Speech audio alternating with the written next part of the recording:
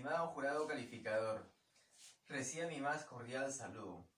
Quien les habla es el estudiante Eddie Ayala Araujo de la especialidad de Educación Primaria del quinto siglo. En esta oportunidad les voy a presentar el producto final del área de currículo, que lleva por título Aprendiendo a programar el currículo en educación primaria dentro del marco del proyecto educativo regional. Ahora, los procesos para la planificación. Son 3 criterios que se tienen que considerar. 1. Determinar el propósito del aprendizaje con base a las necesidades identificadas. La pregunta es, ¿qué aprendizajes deben lograr mis estudiantes? 2. Establecer los criterios para recoger evidencias de aprendizaje sobre el progreso. La pregunta, ¿qué evidencia voy a usar para evaluarlos? 3. Diseñar y organizar situaciones, estrategias y condiciones pertinentes al propósito de aprendizaje.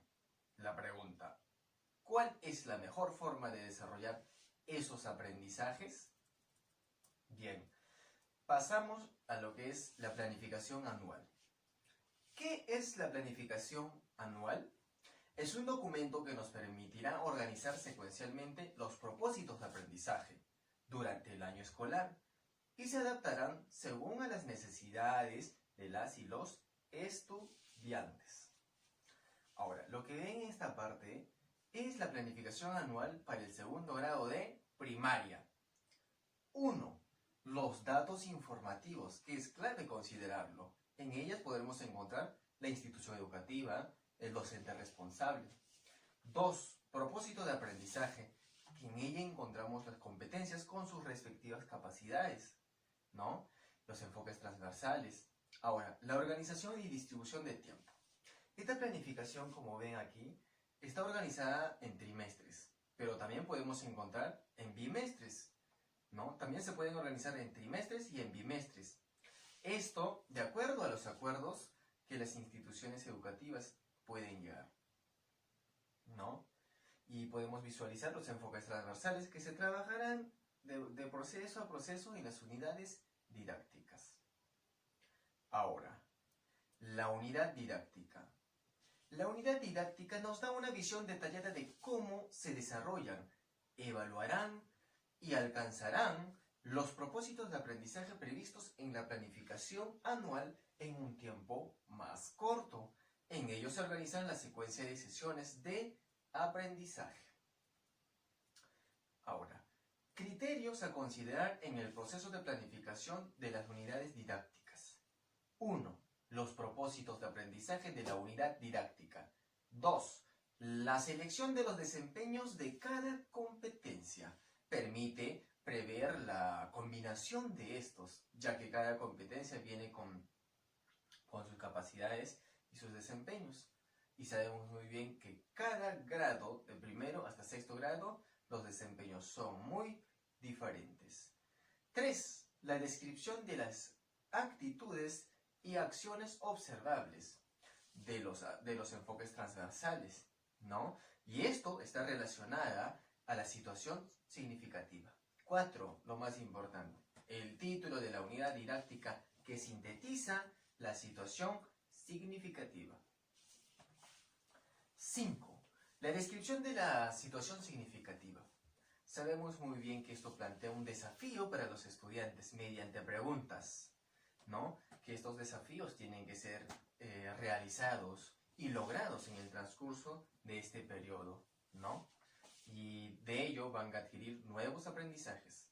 6. La coherencia entre los propósitos de aprendizaje, las competencias, los desempeños, los enfoques transversales y todo ello conjuntamente con las evidencias e instrumentos de evaluación. 6. Los instrumentos de evaluación. Esto nos permite recoger y valorar los desempeños de nuestros estudiantes. 8. La secuencia de sesiones. Ahora, la secuencia de sesiones nos permite observar la combinación de las diversas competencias. Ahora, lo que es los elementos a considerar en el proceso de la planificación de la unidad didáctica. 1. El título. 2. Los propósitos de aprendizaje. 3, la situación significativa. 4, los criterios y las evidencias de aprendizaje y los instrumentos de valoración. 5, la secuencia de sesiones. Y por último, materiales y recursos con los que voy a trabajar en este periodo de 4 semanas, que la unidad didáctica equivale a un mes. En esta parte podemos visualizar lo que es la cartilla de la unidad didáctica, que lleva por título Nos reencontramos y organizamos el aula. Es para segundo grado y está organizado de manera trimestral. En ella podemos visualizar los propósitos y las evidencias de aprendizaje, ¿no? Los desempeños. En la primera columna visualizamos lo que son las competencias y las capacidades. En la segunda fila podemos visualizar lo que son los desempeños. En la tercera fila visualizamos las evidencias que nos darán nuestros estudiantes, las evidencias que se evaluarán. Ahora, ¿con qué instrumentos se evaluarán? Lo podemos visualizar en la última columna, que puede ser la escala de valoración o la lista de cotejo y varios instrumentos también que existen, ¿no? Ahora, los enfoques transversales a considerarse, ¿no? Estos enfoques transversales, los 7 enfoques transversales, van a trabajar de acuerdo a la unidad didáctica. De acuerdo a la unidad didáctica quiere decir si la unidad didáctica tiene que tener en sí la relación con el título de mi unidad didáctica, ¿no? La situación significativa. Cuando hablamos de situación significativa, estamos hablando de la unidad que propone diversas situaciones en las que los niños y las niñas tendrán la oportunidad de experimentar lo más importante de la organización, de organizarse para trabajar en armonía, ¿no? Y prácticamente la autonomía, y para hacer de su salón o del aula un ambiente donde todos puedan disfrutar de las diversas posibilidades, ¿no? En razón a lo expuesto se podrán practicar las siguientes preguntas, que van como los retos a cumplir, que son: ¿cómo podemos organizar y ambientar nuestra aula? 2. ¿Qué responsabilidades debemos asumir dentro del aula? Esos son los retos que se plantean para poder lograrlo en el proceso. Ahora, la secuencia de sesiones y actividades a desarrollar. Esta secuencia de sesiones siempre van en las unidades didácticas, ¿no? Ahora, los materiales y los recursos a utilizar. Estos materiales y recursos a utilizar nos va a servir en todo el proceso de las 4 semanas para poder trabajar. Pueden ser programa curricular de educación primaria, los libros, los textos escolares, ¿no? Ahora, por último, encontramos lo que son las reflexiones sobre los aprendizajes. ¿Qué avances y dificultades tuvieron los estudiantes en el proceso? Otra pregunta: ¿qué aprendizajes debo reforzar en la siguiente unidad? Otra pregunta que podría también ser: ¿qué actividades, estrategias y materiales no funcionaron? ¿Y cuáles funcionaron y cuáles no funcionaron? Entonces todo ello ya tengo que trabajar yo en la unidad, y si no me funciona, en la siguiente unidad ya tomaré otras estrategias. Ahora, la sesión de aprendizaje. ¿Qué es la sesión de aprendizaje? Bueno, las sesiones de aprendizaje son a corta duración, ¿no? Ahora, se organiza de manera secuencial y temporal en las actividades, y en ella se visualiza con mayor detalle lo que son los recursos, los materiales, las estrategias a trabajar y las actividades pertinentes, ¿no? Sabemos que la sesión es a corto tiempo, más a corto tiempo que la unidad didáctica, solamente puede durar a horas, ¿no? Ahora, elementos a considerar, el proceso de la planificación de las sesiones de aprendizaje. 1. El título. 2. Propósitos de aprendizaje. 3. Preparación. Y por último, momentos de la sesión. ¿Qué voy a considerar en los propósitos de aprendizaje? Consideramos las competencias, consideramos los desempeños y los enfoques transversales. Y en la preparación consideramos lo que son la organización de los estudiantes y los materiales educativos. Y ahora, en los momentos de la sesión, sabemos muy bien claramente: inicio, desarrollo y conclusión o cierre. Ahora, como pueden visualizar en esta parte, es una sesión de matemática que he desarrollado. En los datos informativos podemos encontrar lo que son área, título de la unidad, grado y sección, profesor, fecha y, lo más importante, título de la sesión. Lo que he considerado yo en el título de la sesión que son los polígonos, ¿no?